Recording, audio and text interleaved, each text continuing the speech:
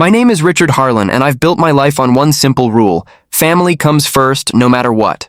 At 58, I'm not the type to flaunt my success. CEO of Harlan Logistics, a freight empire that spans coasts and hauls billions in cargo. But when it comes to my only daughter, Emily, I'd move mountains. She was 22, fresh out of college with a graphic design degree, bubbling with dreams of freelancing in the city. For her graduation, I surprised her with a sleek red Mustang convertible, not some entry-level ride. This was loaded, leather seats, custom rims, the works. Cost me a pretty penny, but seeing her eyes light up, priceless. "Dad, you're the best," she squealed, hugging me tight as we stood in the driveway. Her boyfriend Jake was there too, lounging against the garage like he owned the place. Jake was one of those slick types, tall, tattooed, with a sales job at a shady used car lot downtown. They'd been dating 6 months and Emily was head over heels. Me? I had my doubts from day one. Something about his smirk, the way he eyed that car like it was already his. But I bit my tongue. Kids gotta learn. Fast forward 3 months. Emily calls me in tears one evening. "Dad, Jake. He cheated on me." With some girl from his work. And worse, he took the car. Said he needed it for a business trip and ghosted. The keys, the title. I think he forged something. My blood boiled. I calmed her down, told her to stay put, and started digging. Turns out Jake had sweet-talked her into adding him to the insurance as a secondary driver. Then, while she was at a design gig, he borrowed it permanently. Police said it was a civil matter. Boyfriend-girlfriend drama, no theft charges without proof of intent. Emily was devastated, blaming herself for trusting him. Me, I saw red. This punk thought he could play my little girl and walk away with my gift? Nah, revenge isn't about fists. It's about leverage. And I had plenty. I didn't rush in guns blazing. First, I hired a PI, old buddy from my trucking days, discreet as hell. Tracked Jake to a dive bar in the suburbs, living large off Emily's heartbreak. He'd sold knockoff parts from the Mustang already, pocketing cash, and was shacked up with his side chick, bragging on social media about his new wheels. The car was parked outside a chop shop he moonlighted at. Classic scum, but here's where it gets interesting. Jake wasn't just a cheater. He was a small-time crook with big debts, owed money to loan sharks from bad bets on sports. My PI uncovered that, plus a warrant for unpaid tickets piling up. I could have called the cops, had him arrested for grand theft auto, but that'd be too quick, too merciful.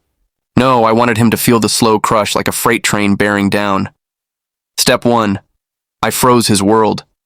Through my network, logistics means connections everywhere, I tipped off his boss at the car lot about irregularities in his sales logs. Anonymous, of course. Jake got fired for skimming commissions. Boom, no job. Step 2, Emily played her part unknowingly. She posted on her Insta stories about the breakup, tagging mutual friends. Word spread like wildfire. His new girl dumped him when the cheating rumors hit her feed, amplified by Emily's designer pals who doxed his shady side hustle online. Suddenly, Jake's phone was blowing up with hate messages, his rep in ruins. But the car? That was my ace. I waited a week, letting him sweat. He tried selling it undercover, but my PI scared off buyers with whispers of it being hot. Jake panicked, driving it less, hiding it in a storage unit. That's when I made the call, not to the police, not yet. One call to my old contact at the DMV, favors from years of hauling state contracts. "Hey, Vinny, remember that favor I did for your brother's rig? Need a trace on a plate." Within hours, I had the storage unit's address pinpointed via GPS I'd secretly installed in the Mustang during purchase, parental perk, midnight raid time. I rolled up with a tow truck from my own fleet, Harlan Logistics, baby. Jake was inside the unit, counting cash from parted out stolen rides. He froze when he saw me, flanked by 2 burly drivers. "Harlan? What the? You took something that wasn't yours," I said calmly, dangling the spare keys. "My daughter trusted you. Big mistake." He lunged, all bravado, but my guys pinned him. No violence, just restraint. I dialed the cops right there, reporting a stolen vehicle with evidence galore. Forged docs he'd dumbly left in the glove box, texts from Emily begging for it back. Jake's face went pale as sirens wailed. The loan sharks? They'd get their tip next, courtesy of another anonymous call. Word on the street, he owed 20 grand and they don't forgive. As the tow hooked the Mustang, Jake begged from the ground. "Man, I'm sorry. It was a mistake." "Mistakes have consequences," I replied, sliding into the driver's seat post-recovery. The car purred like new. Drove it straight to Emily, who cried tears of joy. We got it detailed, dents fixed on my dime, Jake. Arrested for theft, fraud, the works. Bail denied. Those sharks put a hit on his cred, making him a flight risk. He rotted in county lockup awaiting trial. His life imploded. No job, no girl, no wheels, debts collectors circling. Last I heard, he took a plea, did 18 months, emerged broke and broken. Emily learned to spot red flags, dated a nice guy from her art class. Me, I slept better knowing one call or a dozen strategic ones can right a wrong.